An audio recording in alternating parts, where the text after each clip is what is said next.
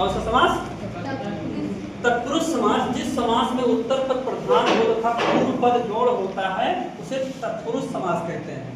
पूर्व पद गौण होता है, गौण का मतलब होता है कि कम महत्व का, और प्रधान का मतलब होता है कि जो मेन होता है, यानी कि जिस पर ज्यादा फोकस होता है उसको प्रधान कहते हैं, है ना।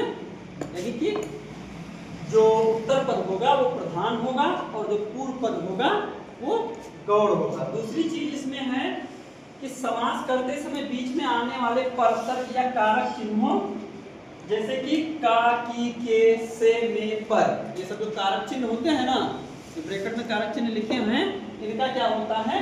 लोप होता है। लोप होता है मतलब कि ये गायब होते हैं। लोप होता है मतलब कि ये गायब होते हैं। अब उदाहरण में देखिए, जैसे राजा का पुत्र, राजा का पुत्र, तो आप जैसे बोलते हैं तो राजा का पुत्र नहीं बोलते, बोलते हैं राजपुत्र है, राजपुत्र हो।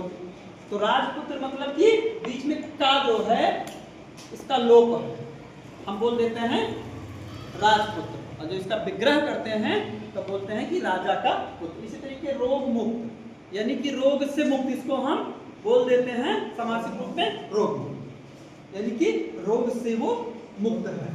से अपादान कारक, अपादान कारक का चिन्ह जो है यहाँ पर से लोप है, यानी कि छिपा हुआ है। अगला है मधु की मक्खी, यानी मधुमक्खी। अब मधु की मक्खी तो कोई बोलता नहीं है, सब लोग बोलते हैं मधुमक्खी, है ना। तो इसमें की जो है बीच में क्या है? लोप है, यानी कि गायब है, और हम बोल देते हैं मधुमक्खी। अगला है बस का चालक। बस के चालक को क्या बोलते हैं? बोलते हैं बस चालक आया। ये तो कोई बोलते नहीं कि बस का चालक। का बीच में क्या होता है?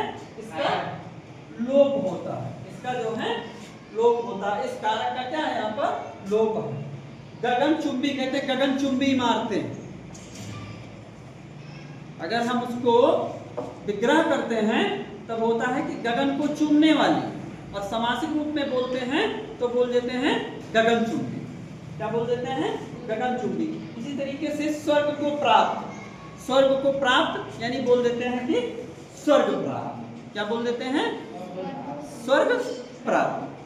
अब जो तत्पुरुष समास होता है, इसको अच्छे तरीके से समझने के लिए आपको कारक और उसके चिन्ह का ज्ञान होना बहुत जरूरी है। तो इसीलिए हमने बगल में लिख दिया है, एक नजर आप इसको देख लेंगे और समझने का प्रयास करेंगे, याद कर लेंगे, तो आपको तत्पुरुष समास थोड़ा अच्छे से समझ में आएगा। आइए देखते हैं हिंदी कारक का सामान्य परिचय। एक सामान्य परिचय हम आपसे करवा दे रहे हैं कारक चिन्ह का। जैसे कर्ता कारक, कर्ता कारक का चिन्ह होता है ने, कर्ता कारक का चिन्ह होता है ने, मतलब कि काम करने वाला। जैसे कि सोहन ने खाना खाया, तो सोहन ने, यहाँ पर ने यानी काम करने वाला कौन है? सोहन है।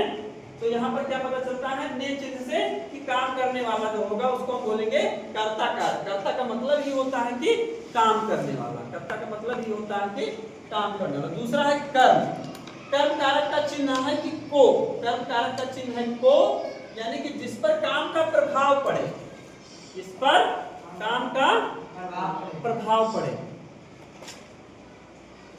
जैसे कि मैंने उसको पढ़ाया, यानी किसके ऊपर प्रभाव पड़ा? उसके ऊपर। या मैंने सोहन को पढ़ाया, तो किसको पढ़ाया? सोहन को पढ़ाया, तो इस पर काम का प्रभाव सोहन पर पड़ रहा है। इसी तरीके करण, करण कारक का जो चिन्ह होता है वो से या के द्वारा होता है, यानी किसी माध्यम के सहायता से, यानी किसी के सहायता यानी किसी के द्वारा जो काम होता है वहां पर करण कारक होता है। इसका अर्थ ये होता है कि जिसके द्वारा काम हो जाए उसको हम बोलते हैं करण कारक। समझ में आ रहा है ना? फिर है संप्रदान, संप्रदान का चिन्ह को या के लिए होता है। जैसे किसी के लिए कोई काम किया जाता है तो वहां पर संप्रदान कारक होता है, इसका चिन्ह होता है को या के लिए। चिन्ह याद रखना बहुत जरूरी है। फिर है अपादान कारक, अपादान का मतलब ही होता है कि किसी चीज से अलगाव, किसी चीज से अलगाव। अपादान का जो चिन्ह होता है वो तो से होता है, लेकिन इस से का यहाँ पर अर्थ भिन्न होगा, क्योंकि इस से पता चलता है कि कोई चीज किसी से अलग हो रही है, विरक्त हो रही है। जैसे पेड़ से पत्ता गिरता है, यानी कि पेड़ से पत्ते का संबंध अलग हो गया। पेड़ से फल गिरता है, यानी कि पेड़ से फल का संबंध अलग हो गया, है ना। गंगा हिमालय से निकलती है, यानी गंगा हिमालय को छोड़ करके हिमालय से बाहर निकलती। इस तरह से जहाँ पर अलगाव की स्थिति का पता चलेगा वहां पर अपादान होगा और इसका चिन्ह से होगा, लेकिन किस सेंस में होगा, जहाँ पर अलगाव की स्थिति होगी वहां पर इससे यूज किया जाएगा। समझ रहे हैं ना। यहाँ देखिए लिखा भी है अर्थ जिससे अलगाव। फिर अगला है संबंध। संबंध का, की, के या ना या अन्य पदों से संबंध। इसका अर्थ होता है अन्य पदों से संबंध। अन्य पदों से जब संबंध होता है तो वहां पर संबंध कारक होता है ना।